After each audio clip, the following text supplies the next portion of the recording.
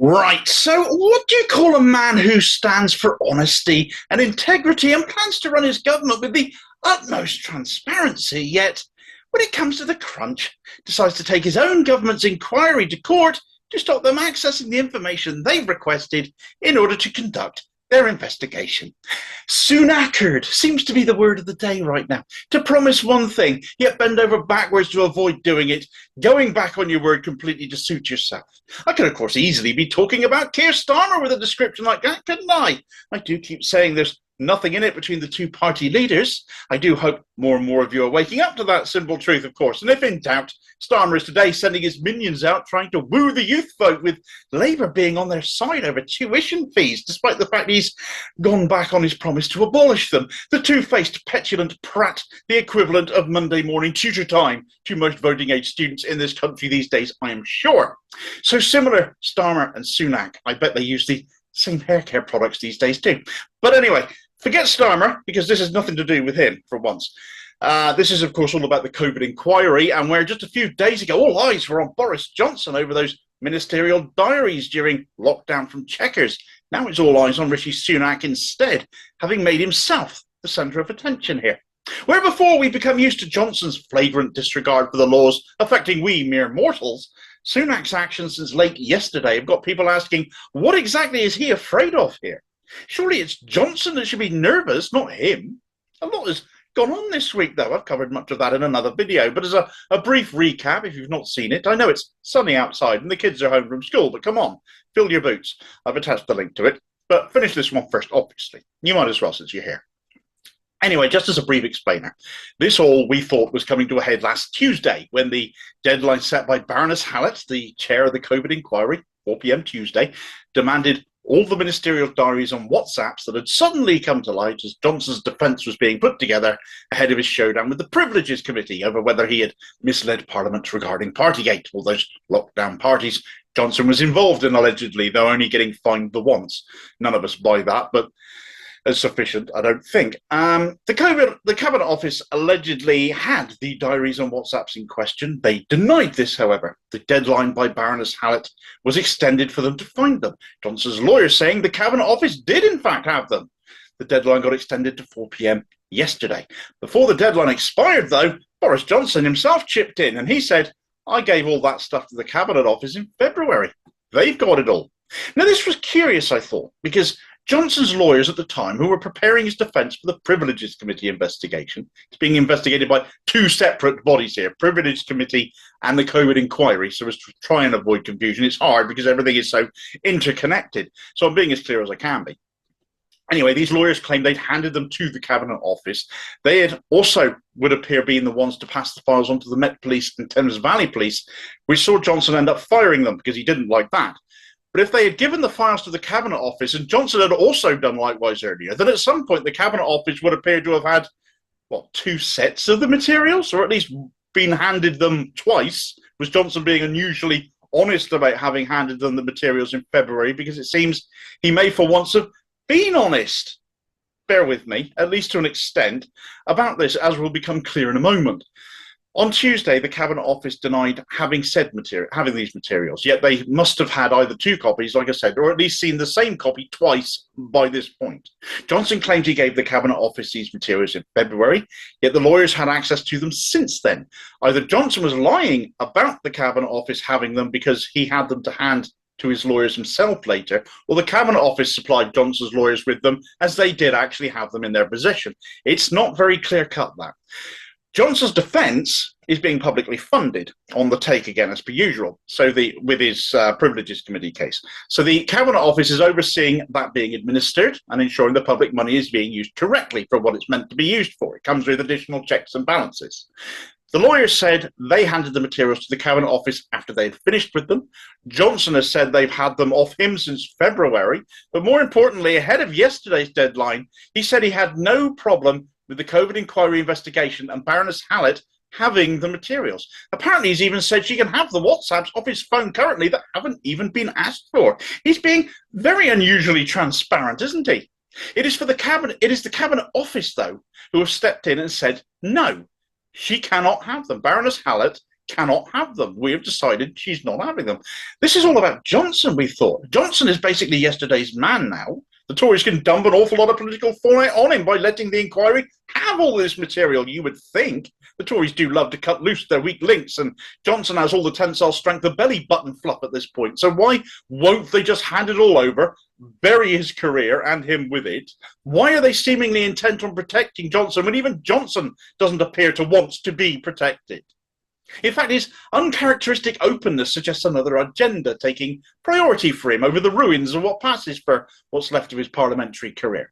Ultimately, because it's not Johnson they need to protect, it's literally everyone else who has ever had anything to do with him. And one he may have met at Chequers who may have broken the lockdown rules at the time by doing so, and protecting everyone may have been in communication who he may have been in communication with via WhatsApp.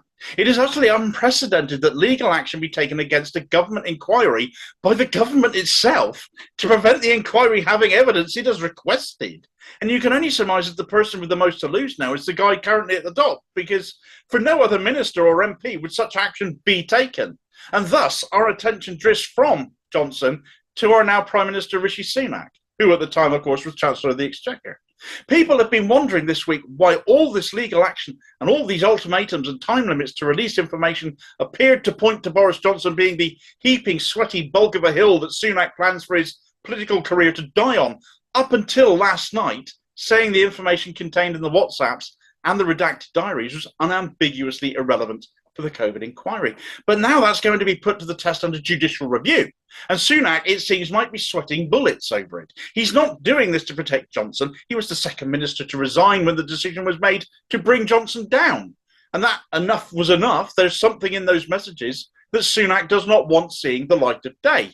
And for him to go this far, this bizarrely far, to subvert a government investigation, his own government, he clearly has something serious to lose. The official line from the Cabinet Office after the COVID inquiry's 4 p.m. deadline last night was missed, reads, "The Cabinet Office has today sought leave to bring a judicial review. We do so with regret and with an assurance that we will continue to cooperate fully with the inquiry before, during and after the jurisdictional issue in question is determined by the courts, specifically whether the inquiry has the power to compel production of documents and messages which are unambiguously irrelevant to the inquiry's work, including personal communications and matters connected to the government's handling of COVID. We consider there to be important issues of principle at stake here, affecting both the rights of individuals and the proper conduct of government. The request for unambiguously irrelevant material goes beyond the powers of the inquiry. Individuals, junior officials, current and former ministers and departments should not be required to provide material that is irrelevant to the inquiry's work. It represents unwarranted intrusion into other aspects of the work of government. It also represents an intrusion into their legitimate expectations of privacy and protection of their personal information." Right. So remember they said they didn't have the materials. They're going a long way to ensure materials they don't have stay confidential then, don't they? Aren't they? It should also be noted that Baroness Hallett, the chair of the COVID inquiry, is herself a judge. So a judicial review, which is another judge looking at this, just seems bizarrely ridiculous. Bear in mind, Hallett isn't just any judge either. She was coroner for the inquest into the deaths of the 52 victims of the 7/7 bombings. She commands considerable respect and experience, and it would be a very brave judge to side with the government against her. This is a legal battle the government is, to my mind, all going to lose, is certain to lose. And another eminent judge, Lord Saville, who oversaw the Bloody Sunday inquiry, has weighed in on this to that end as well. He has said, "There's no doubt that a lot of people will say the government are trying a cover-up. If she, Baroness Hallett, feels that she can only do a perfectly thorough job by looking at all this material, well then on the face of it, the material should be produced. For somebody else to say it's all irrelevant, or most it is irrelevant, her reply is, and it's difficult to fault this, well that's for me to decide, that I have to look at it. If I don't get to look at this material and it, or some of it, turns out to be relevant, I will be blamed for failing to carry out a proper full inquiry." It's a very, very good, solid point. Civil servants at their own behest, or more likely the behest of ministers, Sunak even, are saying they know best what constitutes a relevant material than the judge in a judge-led inquiry does. And they are so desperate to bury this, they think another judge will come down on their side, throwing a judicial colleague under a bus to do so, if the government can find one. It really is that ridiculous. Some are saying, particularly in regards to the WhatsApps, that maybe the government have a point. But actually they don't. When governance via WhatsApp is nothing new, it's established. For example, the whole story surrounding Matt Hancock sending elderly COVID patients back into care homes. Remember that one? He was urged not to do so via WhatsApp. He did it anyway, and when his leaked messages came out, there was uproar. We know the Tories conduct a lot of their business in this way, as ridiculous as it is. But it makes such messages very relevant going forwards because the precedent has been set for it. As for Sunak himself, what has he had to say? He's not in the country yet again. He's in Moldova at a European Leaders Summit. But he got pinned down on this yesterday whilst he was there before the deadline had expired, incidentally. He got asked, in the past, you have said your government will have integrity, professionalism and accountability at every level. Does that mean that you're going to follow the deadline of 4 p.m. London time today to comply and send unredacted messages to the COVID inquiry that is taking place? Cue an idiot's waffle. Sunak came back with, well, I think it's really important that we learn the lessons of COVID so that we can be better prepared in the future. We're doing that in the spirit of rigour and transparency and candour.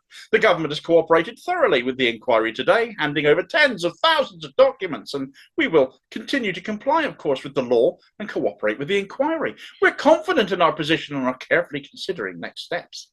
Well, next steps turned out to be see you in court. There is no transparency when you won't hand over requested materials to a judge. The Cabinet Office is not in a better position to decide what is relevant or irrelevant than a judge. The only rigour you are showing is in attempting to bury these materials as far as you can, and the fact you're handing over hundreds of thousands of other documents is irrelevant when the key pieces you're hell-bent on not handing over are being kept aside. This isn't cooperation, it's trying to avoid scrutiny. A government easily one of the most corrupt in British history, never mind living memory. Should Sunak somehow win in court, I can't see how it will happen, but it would be a win in the eyes, it won't be a win in the eyes of the public because it'll be seen as a last desperate grasping attempt by a mandateless, dodgy little man to save his own skin, sweating like a fishmonger's window, all of this, as he appears to be. If he loses, again, he loses in the eyes of the public and may lose more if we end up seeing a real reason for why this all got buried as the truth all comes out. There is no win here for this government. There is no win here for Sunak. They are literally making things worse for themselves. And if Sunak gets scandalised again following his business connections, his wife's business dealings, the government contracts after Rab, after Zahawi, the party will come for him next, and God knows you might end up replacing him then. We're getting ahead of ourselves somewhat, though. This morning it has emerged that as far as the WhatsApp messages go, and again implying there is more going on here than just Johnson's reputation, Boris Johnson is now saying he will bypass the Cabinet Office completely and just give all the messages required straight to the COVID inquiry. Can he be trusted to really hand all of them over, though? I would imagine unless he can prove he has done just that, then the judicial review will still have to reach a conclusion. Is Johnson just pressing the nuclear button now and decided that if he's going down, he's taking his own party down with him and as many individuals as possible? Who would put that past him? This is going to run and run. So after you've liked, shared and subscribed to the channel to keep up to date on how cosmically fecked the Tories are, along with all manner of other political goings on, they all get held to account here, might I recommend you try this video next, where the far less prominent story of recent Russian funding for Tories has come out and the mainstream media basically miss up things, and I'll see you on the next video. Cheers, folks.